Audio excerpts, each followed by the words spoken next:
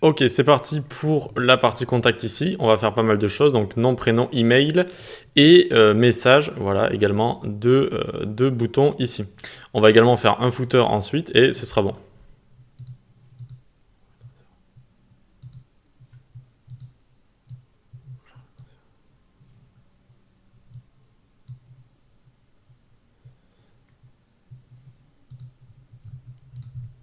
Ok, alors on va attaquer la partie contact. On va faire quelques inputs, nom, prénom, email, le texte area et deux boutons juste en dessous. Et ensuite, on fera le petit footer. Donc on y va, tac, tac, hop. Alors pour commencer, on va aller tout en bas. Voilà. Donc à la fin de cette section, on va faire deux sauts de ligne, breu. Ensuite, on va ici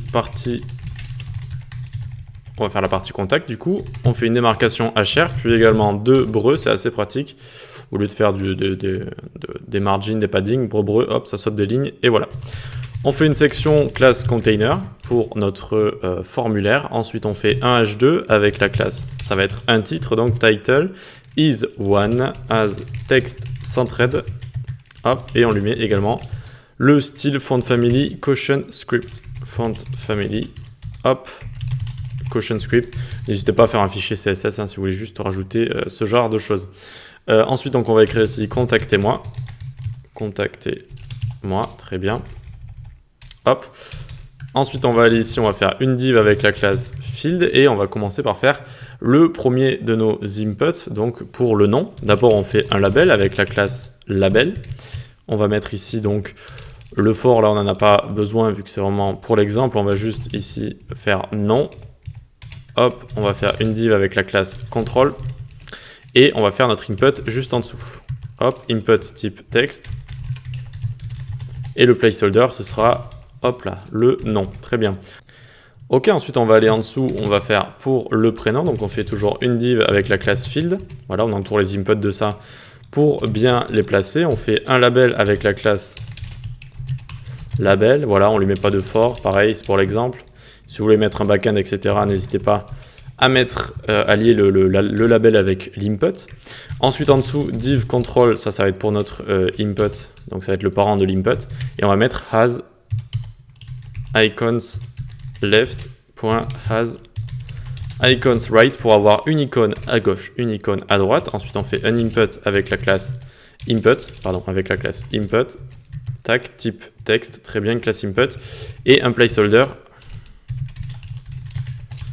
On va mettre prénom, ok. Donc ensuite il va falloir faire nos icônes. Donc ici on va faire un span avec la classe icon.isSmall.isLeft. Tac, très bien. Et ensuite on fait une icône fas.faUser. Voilà, nickel. Et donc j'avais pas mis deux icônes, donc je vois pas pourquoi j'avais mis deux classes comme ça. Voyons voir, descendons ce que ça nous donne. Donc ici on a bien notre icône à gauche. Par contre au-dessus on a un petit problème. À mon avis c'est l'input type texte. On a oublié de lui donner la classe input. Donc n'oubliez pas de lui donner la classe input à l'input du dessus pour le nom. Et ici donc on peut enlever has icons right vu qu'on va mettre qu'un seul icône. Et donc ça nous donne ceci. Alors pour l'instant on n'a pas trop de place, mais vous voyez bien qu'on a l'input prénom, l'input nom, et donc on a bien notre petite icône ici. C'est bien, c'est exactement ce qu'on voulait. Donc on va revenir là, hop. On va faire du coup notre input pour les emails. On va faire donc div avec la classe field toujours. Ensuite on fait un label avec la classe, donc label avec la classe label. Hop, on lui met email ici. Ok. Ensuite, donc, on va faire notre input, donc on l'entoure d'une div avec la classe control. Hop, nickel. Et on va également lui mettre la classe has icons juste à gauche, left. Ok. Ensuite, un input avec la classe input pour bien le styliser. Ça va être type pas texte, mais mail cette fois. Et on va lui mettre un placeholder. Hop. Email. Et on peut lui mettre une valeur de départ. Par exemple, hello avec un arrobase. Ok. Ensuite, donc, on va rester dans notre input, ou tout du moins dans notre div control ici, et on va faire un span avec la classe icon.isSmall.is hop left. Ok.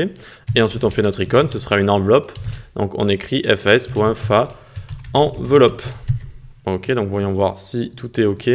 Ok, donc on a bien l'email ici, et donc voilà, on peut mettre Jean@Dupont, etc., etc. Ok, très bien, donc on a notre input email. On va pouvoir revenir ici, tac, on va sortir de notre field, on va faire la field text area, donc div.field ici, label.label toujours. On met pas de for, hop. Ici on va mettre message. Et on fait notre text area juste en dessous. Donc d'abord on lui donne un parent div control. Text area tac. Donc là il nous propose pas mal de choses. Ce qui va nous intéresser surtout, c'est de lui mettre, donc là vous pouvez gérer le nombre de colonnes, le nombre de rangées, etc. On va lui mettre surtout classe est égal text area pour le styliser. Et on va mettre un petit placeholder. Votre message, 3 petits points. Voilà, et donc on va plus qu'à avoir pour finir de mettre 2 petits boutons. div.field.isGrouped. Voilà. Et donc on va faire une div avec la classe control. On va y mettre un bouton avec la classe button.isLink, donc pour lui donner une couleur bleue. On va écrire envoyer. Et on va faire un second, tac. Hop, où on va écrire tout simplement remettre à 0.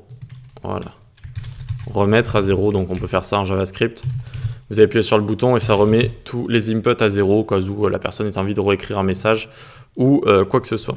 Donc là, on écrit isText et donc on devrait avoir fini avec notre partie. Voilà, très bien, notre partie formulaire. Super, on a le nom, le prénom, on peut écrire ici notre email, le message. On peut envoyer, on a le bouton remettre à 0, très bien. Et donc, il ne manque plus que le footer et on aura terminé notre site. Allez, à tout de suite.